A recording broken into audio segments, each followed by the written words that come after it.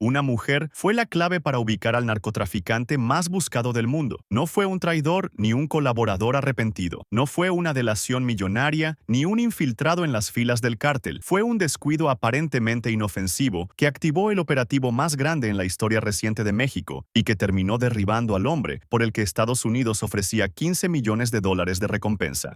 El Mencho murió desangrado a miles de metros de altura dentro de un helicóptero militar que intentaba mantenerlo con vida rumbo a Ciudad de México después de un enfrentamiento brutal con fuerzas especiales del ejército mexicano en la Sierra de Jalisco. Hoy vamos a reconstruir desde cero la vida, el ascenso y la caída del Mencho, el detalle de la operación que lo llevó a su caída y algo que pocos saben, el brazo financiero que opera en la sombra y que sostiene al cártel Jalisco Nueva Generación, ni lavando miles de millones en 4 continentes y que fue el verdadero motor financiero de todo este imperio. Corre 1980. En los cerros de Michoacán, un chico de 14 años deja la escuela. Su nombre es Nemesio Rubén Cervantes, y su primer trabajo no fue en una fábrica ni en un campo de aguacate. Fue de halcón, parado en algún cerro de tierra caliente vigilando plantíos ilegales de marihuana, avisando si venía alguien. Nadie lo hubiera reconocido entonces. Nadie lo buscaba. Años después, si el gobierno de Estados Unidos ofrecería 15 millones de dólares por su cabeza. Para mediados de la década de los 80, el joven decidió hacer lo que hacían miles de jóvenes michoacanos de su generación. Tomó una decisión: cruzar la frontera. Cruzó hacia Estados Unidos sin documentos y se instaló en California. Pero el sueño americano que buscaba no tenía nada que ver con la construcción o la agricultura. En las calles de San Francisco se metió de lleno en el menudeo de estupefacientes. Sí, era un negocio de alto riesgo y poca ganancia, pero era lo que había. No tardó en caer. Fue detenido varias veces por delitos menores relacionados con drogas en el área de la Bahía de San Francisco. En una ficha policial del Departamento de Policía de San Francisco de 1989, aparece un joven Nemesio con cabello encrespado y rasgos endurecidos por la calle. Era apenas un veinteañero, pero ya cargaba un expediente que iba creciendo. Luego comenzó a trabajar en la venta de narcóticos junto a su cuñado Abigail González Valencia, quien sería una pieza clave en su futuro dentro del crimen organizado. Posteriormente, el Mencho fue nuevamente arrestado y esta vez fue deportado a México. Pero Nemesio no se quedó quieto. Meses después, volvió a cruzar la frontera ilegalmente y en 1992 cayó de nuevo en manos de las autoridades estadounidenses, esta vez junto a su hermano Abraham por distribución de heroína, un delito federal grave. Sí, fue sentenciado y cumplió 3 años de condena en una prisión federal del estado de Texas. Al salir, fue deportado definitivamente a México, y aquí la historia da un giro que parece sacado de una serie de ficción. De regreso en México, Nemesio no se instaló en Michoacán, sino en Jalisco, y en un movimiento que todavía genera incredulidad, se convirtió en policía municipal. Sí, policía. Patrulló las calles de los municipios de Cabo Corrientes y Tomatlán, en la costa de Jalisco. Portó placa y uniforme oficial, pero su vocación no era la ley, era el poder, y pronto encontró la puerta de entrada. A través de los contactos que había hecho en el mundo del narcomenudeo, Nemesio se vinculó con el Cártel del Milenio, una organización que operaba en Jalisco y Colima, bajo el liderazgo de la familia Valencia. Comenzó como lo que, en el argot, se conoce como gatillero, un sicario de confianza que formaba parte del escuadrón de protección del narcotraficante Armando Valencia Corneli, y alias el Maradona, cabeza visible de la organización. Pero el golpe maestro de Nemesio no fue con un arma, fue con un anillo. Nemesio conocía desde joven a la familia González Valencia, originaria también de Aguililla, Michoacán. Se casó con Rosalinda González Valencia, hermana de Abigail González Valencia, alias El Keini. Este era un hombre discreto, estratega y bueno para los números. Abigail González ya operaba a gran escala dentro del Cártel del Milenio como traficante y lavador de dinero. Y es que los hermanos de Rosalinda conformaron lo que después se conocería como el brazo financiero más sofisticado del narcotráfico mexicano, encargado de lavar las fortunas del cártel a escala intercontinental. Incluso se dice que los Queen son el verdadero poder detrás del cartel Jalisco Nueva Generación. Su poder financiero es enorme, y son quienes sustentan financieramente al cartel. El Cártel del Milenio mantenía una alianza estratégica con el Cártel de Sinaloa, y específicamente con su número 3, Ignacio Coronel Villarreal, alias Nacho Coronel, quien dirigía todas las actividades delictivas del Pacífico mexicano, desde Jalisco, Colima, Nayarit y parte de Michoacán, controlando el tráfico de cocaína a través de la denominada Ruta del Pacífico. De esa sociedad entre Coronel y el Milenio nacieron los Matacetas, un brazo armado con un objetivo claro: exterminar al ejército privado de Osel Cárdenas Guillén, los temidos Zetas, y que habían lanzado una ofensiva para arrebatarle el control de Michoacán a los Valencia tras la captura del Maradona en 2003. El Mencho fue uno de los líderes operativos de los Matacetas, mientras que Abigail González Valencia seguía en lo suyo, exportar droga y lavar el dinero que financiaba la guerra. Pero el 29 de julio de 2010, el ejército mexicano abatió a Ignacio Coronel Villarreal, alias Nacho Coronel,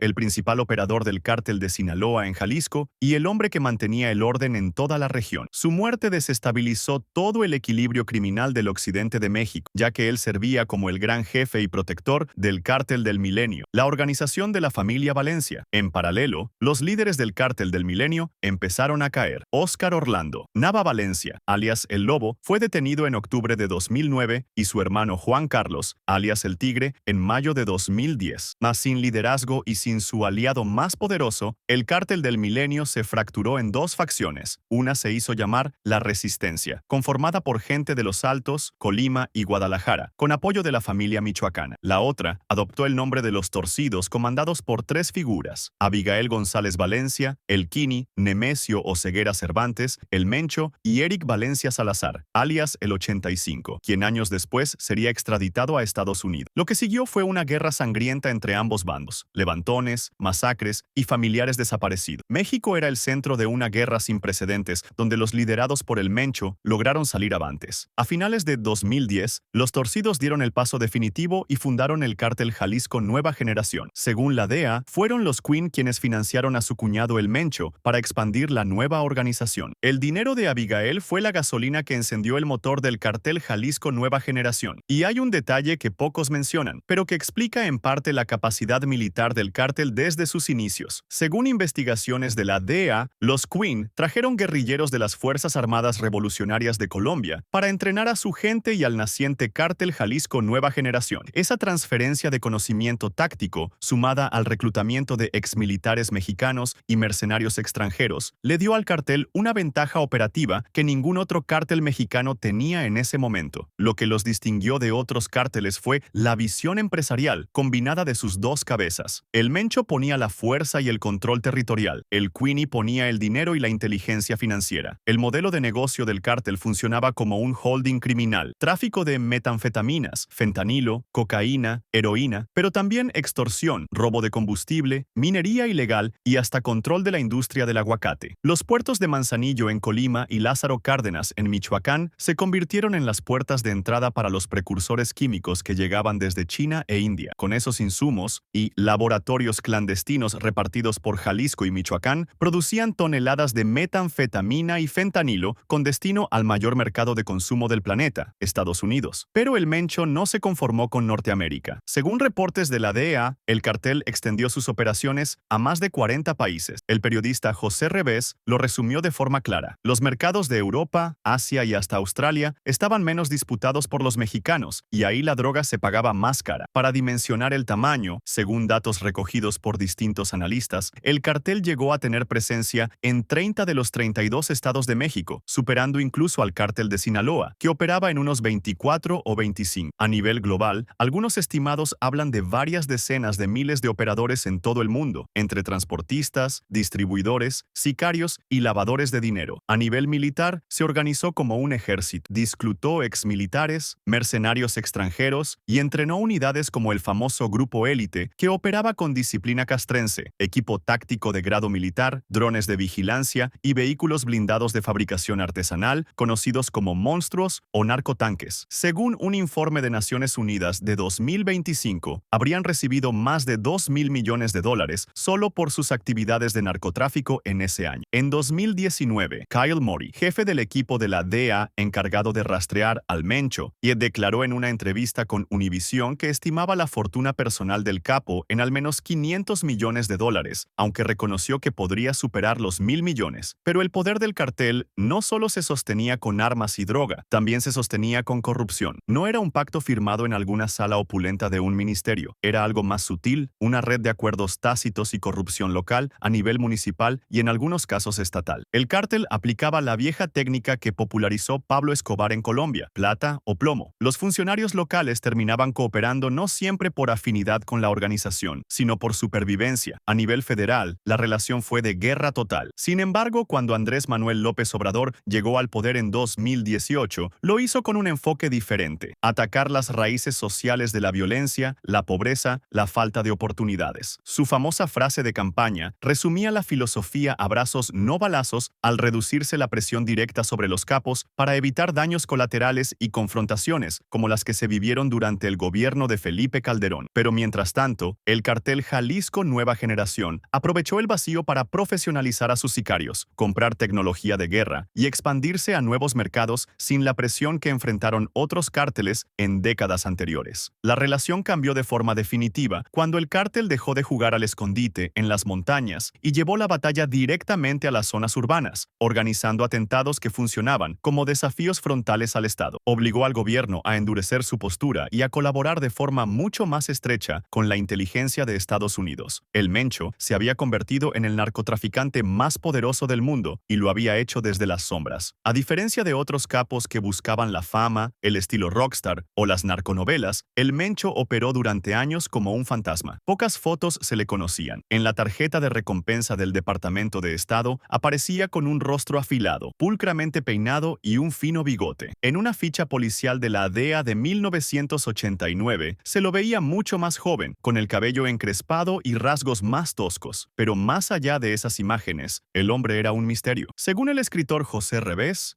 el Mencho se cuidaba muchísimo de no exhibirse públicamente y se sabía muy poco sobre su vida privada. Su único lujo conocido públicamente era su afición por las peleas de gallos. El exoficial de inteligencia de Jalisco, que lo rastreó durante años, reveló que el Mencho apostaba hasta $100,000 en una sola pelea. De ahí su otro alias, el Señor de los Gallos. Esa obsesión por el bajo perfil alimentó durante años los rumores sobre su salud y su paradero. En julio de 2020, trascendió que se habría construido un centro médico clandestino en una zona rural de Jalisco para que pudiera recibir tratamiento por una insuficiencia renal crónica que supuestamente requería diálisis. En febrero de 2022, varios medios mexicanos publicaron que el Mencho había muerto de un paro respiratorio en un hospital privado de Guadalajara. Aparecieron narcomantas en Colima, firmadas por desertores del cartel que confirmaban la noticia. Pero si algo definió la era del Mencho, fue la confrontación directa y abierta contra el Estado mexicano. A diferencia de otros cárteles que atacaban a la autoridad de manera defensiva, él y sus hombres lo hacían de forma ofensiva, casi provocadora. El episodio, que marcó un antes y un después, ocurrió el 1 de mayo de 2015 en Jalisco. Sicarios del cartel emboscaron a una caravana de policías estatales en una carretera. Atacaron a balazos a la entonces flamante Gendarmería Nacional y en un acto que dio la vuelta al mundo, derribaron un helicóptero militar con un lanzacohetes. 9 soldados murieron. Los narcobloqueos e incendios callejeros que acompañaron esos ataques tenían un solo propósito: impedir la captura del Mencho. Desde ese momento, las fuerzas de seguridad mexicanas lo clasificaron como el enemigo principal del Estado. 5 años después, el 20 de junio de 2020, y el cartel Jalisco Nueva Generación lanzó un atentado que sacudió a todo México. Un comando armado emboscó en plena Ciudad de México al entonces secretario de Seguridad Ciudadana de la capital, Omar García Harfuch. El funcionario fue herido. 3 personas murieron, entre ellas 2 de sus escoltas. El operativo fue coordinado desde Jalisco y ejecutado con armamento pesado en una de las avenidas más transitadas de la ciudad. Era un mensaje claro: nadie estaba fuera de su alcance. Paradójicamente, o años después, García Harfuch se convertiría en secretario de Seguridad a nivel federal bajo el gobierno de Claudia Sheinbaum y sería una de las figuras clave detrás de la operación que finalmente acabó con el Mencho. El viernes 20 de febrero de 2026, los servicios de inteligencia militar mexicanos, con apoyo de la inteligencia de los Estados Unidos y la Fuerza de Tarea Conjunta Interagencial contra los Cárteles, detectaron un movimiento clave, y una de las parejas sentimentales del Mencho viajaría al pueblo de Tapalpa, Jalisco, un destino turístico conocido por sus paisajes boscos y cabañas aisladas en la Sierra Madre del Sur. Un hombre de confianza del capo trasladó a la mujer hasta una propiedad rural ubicada cerca del complejo Tapalpa Country Club y del rancho conocido como El Pinto, a unos 7 kilómetros del centro del pueblo. La mujer se reunió con el Mencho. Al día siguiente, el sábado 21, ella se retiró del inmueble, pero él se quedó, y ese fue el error. La inteligencia militar confirmó que Oseguera Cervantes permanecía en la propiedad con su círculo de seguridad más cercano. Ese mismo 21 de febrero se planeó la operación. El diseño quedó en manos de las Fuerzas Especiales del Ejército Mexicano, posiblemente de la Fuerza Especial Conjunta y de la Fuerza Especial de Reacción Inmediata de la Guardia Nacional. Se organizó una fuerza operativa de 3 componentes, uno terrestre y uno aeromóvil, con 6 helicópteros y personal de fuerzas especiales y un tercer componente de apoyo aéreo con aviones de la Fuerza Aérea. Para conservar el factor sorpresa, las fuerzas no ingresaron inicialmente a Jalisco. Se posicionaron en estados aledaños, en situación de alerta, esperando la orden. El domingo 22 de febrero, alrededor de las 7 de la mañana, cuando apenas amanecía entre los bosques de la sierra, la escena cambió radicalmente. 4 helicópteros militares, posiblemente Black Hawk artillados, acompañados por los aviones, comenzaron maniobras cerradas sobre el rancho El Pinto y los fraccionamientos cercanos. Minutos después, comenzaron las primeras ráfagas. El enfrentamiento fue brutal. Los sicarios del círculo íntimo del Mencho respondieron con todo: fusiles de asalto de alto calibre, ametralladoras ligeras y lanzacohetes. Intentaron repetir lo de 2015. Dispararon contra un helicóptero militar y lo obligaron a aterrizar de emergencia.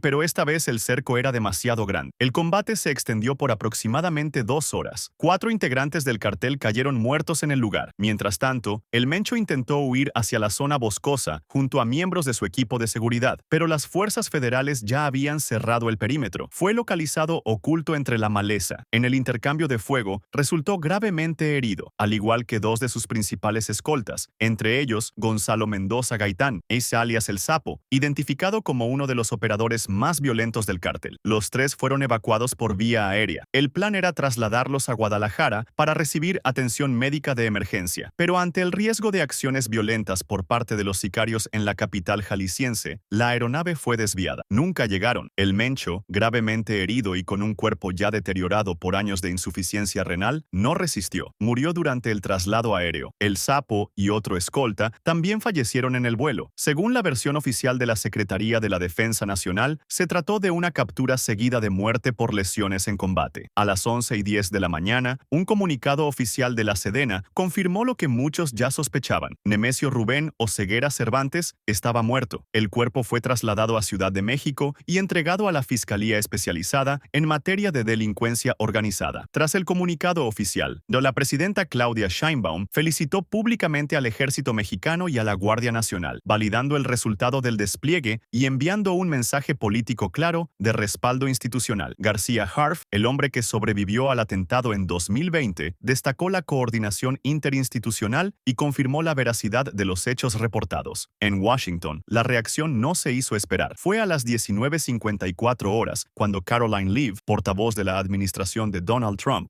emitió un comunicado confirmando que Estados Unidos proporcionó información de inteligencia al gobierno mexicano para contribuir al éxito del operativo. La vocera no especificó qué agencia participó, ni si existió algún nivel de involucramiento más allá del intercambio de información. Sin embargo, diversos medios como Reuters reportaron la participación de la Fuerza de Tarea Conjunta Interagencial contra los Cárteles y una estructura bajo el Comando Norte de Estados Unidos, diseñada para mapear y golpear redes criminales transnacionales. Lo cierto es que esta operación ocurría en un contexto político muy particular. En 2025, la administración Trump había designado al cartel Jalisco Nueva Generación como organización terrorista extranjera, y la captura o eliminación del Mencho se había convertido en un objetivo prioritario dentro de la agenda bilateral entre México y Estados Unidos. La muerte del Mencho detonó una reacción sin precedentes recientes en la historia del narcotráfico mexicano. Desde las primeras horas del domingo se registraron narcobloqueos, incendios de vehículos, ataques a tiendas, sucursales bancarias y establecimientos en distintas zonas de Jalisco. La violencia se expandió con una velocidad alarmante. No fue solo Jalisco, Guanajuato, Michoacán, Nayarit, Aguascalientes, Tamaulipas y hasta 20 de los 32 estados del país reportaron incidentes. Carreteras cerradas, autobuses en llamas, tiroteos con fuerzas federales. En Jalisco se activó el código rojo, el nivel máximo de alerta. El aeropuerto de Guadalajara y el de Puerto Vallarta suspendieron operaciones dejando a miles de turistas varados. En Aguililla, Michoacán, tierra natal del Capo, los disturbios persistieron durante horas. El gobierno desplegó cerca de 10,000 militares adicionales para contener la situación. En el Bajío, la movilización federal fue impresionante. Puntos de control, presencia aérea y operativos simultáneos en múltiples municipios. El saldo fue devastador. Más de 20 elementos de la Guardia Nacional y otros por parte del Ejército Mexicano cayeron en cumplimiento del deber en distintos puntos del país, además de 13 elementos heridos. Pero el operativo no terminó con el Mencho. Horas después, alias el Tuli, identificado como el hombre más cercano al capo, fue ubicado en El Grullo, Jalisco. Según las autoridades, ya desde ahí coordinaba la reacción violenta del cártel cártel, los bloqueos, los incendios, los ataques a instalaciones militares. Se informó que ofrecía 20,000 pesos a quien asesinara a un soldado. Murió cuando intentaba huir. Armas y cerca de $1,500,000 en efectivo. Con el Mencho muerto y su círculo inmediato desmantelado, la pregunta que recorre los pasillos de la inteligencia mexicana y estadounidense es inevitable. ¿Quién asumirá el control del cartel Jalisco Nueva Generación? Vale la pena señalar que la familia Oseguera ya venía siendo golpeada sistemáticamente antes del operativo de Tapalpa. Su hijo, Rubén Oseguera González, alias El Menchito, fue extraditado a Estados Unidos en 2020 y cumple cadena perpetua. Su hermano Antonio Oseguera fue detenido en México en 2022. Otro hermano, Abraham Oseguera, fue capturado en Jalisco en 2024. En noviembre de ese mismo año, agentes estadounidenses arrestaron en California a su yerno Cristian Gutiérrez Ochoa. Su esposa, Rosalinda González Valencia, también fue detenida y posteriormente liberada bajo condiciones judiciales. En pocas palabras, la red familiar que sostenía la legitimidad dinástica del cártel ya estaba seriamente fracturada antes de que la última bala alcanzara a su fundador. A diferencia del cártel de Sinaloa, que opera como una federación de facciones, el cartel liderado por el Mencho siempre se construyó alrededor de un liderazgo vertical, centralizado y disciplinado. El Mencho era el dictador de su propia estructura. Ese modelo le permitió expandirse con rapidez e imponer cohesión interna durante más de una década. Pero también significa que su caída deja un vacío que no será fácil de llenar. Los analistas han puesto el foco en varias figuras. Juan Carlos Valencia González, alias el 03, hijastro del Mencho, es considerado por algunos como el candidato natural por su legitimidad familiar, especialmente después de la extradición del Menchito, y no hijo biológico del capo, quien cumple cadena perpetua en Estados Unidos. Al 03 se le vincula con el liderazgo del Grupo Élite, una de las células más agresivas del cártel, además de que su padre biológico es nada más y nada menos que Armando Valencia Cornelio, el Maradona, cofundador del extinto Cartel del Milenio. Otra figura clave es Audias Flores Silva, alias El Jardinero, señalado como el estratega con mayor peso operativo dentro de la organización. Controla la producción y tráfico de drogas sintéticas en la zona del Pacífico, maneja la seguridad en Nayarit y tiene presencia en Michoacán y Jalisco. Se le considera un hombre de negocios con disciplina militar. También está Ricardo Ruiz Velasco, alias el Doble UR, el comandante operativo con mayor exposición mediática, famoso por los videos propagandísticos en los que exhibía el poder de fuego del cártel. Es jefe de plaza en la zona metropolitana de Guadalajara y responsable de la respuesta armada ante operativos federales. Hay además figuras como Heraclio Guerrero Martínez, alias Tío, con conexiones en las redes de autodefensas de Michoacán y en el control de precursores químicos en los puertos de Lázaro Cárdenas y Manzanillo, y Julio Alberto Castillo Rodríguez, alias el Chorro Yerno de Oseguera, identificado en reportes de inteligencia de 2025 como parte de la dirigencia del cártel. La experiencia histórica del narcotráfico mexicano es clara. Los vacíos de poder rara vez se llenan pacíficamente. Por otra parte, no vamos a olvidarnos del brazo financiero que mueve todo el cartel desde las sombras, los que resulta que el 28 de febrero de 2015, Abigail González Valencia había sido capturado en un restaurante de Puerto Vallarta por la Marina Mexicana. Desde la cárcel, frenó su extradición durante casi una década y ofreciéndose como testigo colaborador en el caso de los 43 normalistas de Ayotzinapa, aunque según fuentes federales no aportó nada relevante. El Kini finalmente fue extraditado a Washington, donde enfrenta más de 76,000 pruebas en su contra y la casi segura cadena perpetua. Los Queen como organización siguen existiendo. Sus redes de lavado en Colombia, ni Uruguay y Brasil no desaparecieron de la noche a la mañana, y el Departamento del Tesoro de Estados Unidos todavía los señala como brazo financiero activo del CJNG. La caída del Mencho marca uno de los golpes más significativos al crimen organizado en la historia reciente de México, comparable en dimensión con la captura de Joaquín El Chapo Guzmán o la detención de Ismael El Mayo Zambada. El verdadero desafío para el gobierno de Claudia Sheinbaum no fue ganar la batalla en las montañas de Jalisco. El desafío real es sostener el control territorial, impedir la fragmentación violenta y evitar que el vacío de poder detone nuevas guerras regionales. Todo esto a menos de 4 meses del inicio del Mundial de Fútbol 2026, con Guadalajara como una de las sedes confirmadas para 4 partidos y el mundo entero observando. Y aquí surge el dilema más complejo para el Estado mexicano. ¿Y si el gobierno decide mantener la presión militar total para seguir desmantelando al cartel Jalisco Nueva Generación, se arriesga a proyectar una imagen de inestabilidad que podría espantar a visitantes, inversores y patrocinadores del el evento deportivo más grande del planeta. Pero si opta por una política de baja intensidad para calmar las aguas, corre el riesgo de que las facciones que ahora pelean por el trono conviertan las zonas turísticas en campos de batalla para dirimir sus diferencias. La inteligencia federal teme lo que algunos analistas llaman la ira del huérfano. Mandos medios que, al verse acorralados por los operativos y sin un liderazgo central que ponga límites, podrían recurrir a acciones extremas contra objetivos que antes eran considerados intocables: refinerías, puertos, zonas hoteleras. El Mencho, con toda su brutalidad, operaba con una lógica empresarial: no dinamitar la gallina de los huevos de oro. Sin esa contención desde arriba, o las reglas del juego podrían cambiar. La presidenta Sheinbaum fue directa cuando le preguntaron si el mundial estaba en riesgo. Todas las garantías: no hay ningún riesgo para los visitantes. El gobernador de Jalisco, Pablo Lemus, confirmó que la FIFA no tiene ninguna intención de retirar la sede. Pero las imágenes de autobuses en llamas y calles desiertas en Guadalajara ya habían dado la vuelta al mundo. Las próximas semanas y meses determinarán si este golpe marca el inicio del debilitamiento estructural del cartel Jalisco Nueva Generación, o si estamos ante una reconfiguración todavía más agresiva y descentralizada. El Mencho aplicó en México la misma fórmula que nació en Colombia: plata o plomo, cooperas o desapareces. Pero el hombre que llevó esa estrategia a otro nivel, el que logró tener a políticos, militares, policías y hasta paramilitares comiendo de su mano en Medellín, fue Don Berna, o el verdadero heredero del poder de Pablo Escobar. Y esa historia la tienes justo ahora en pantalla. M.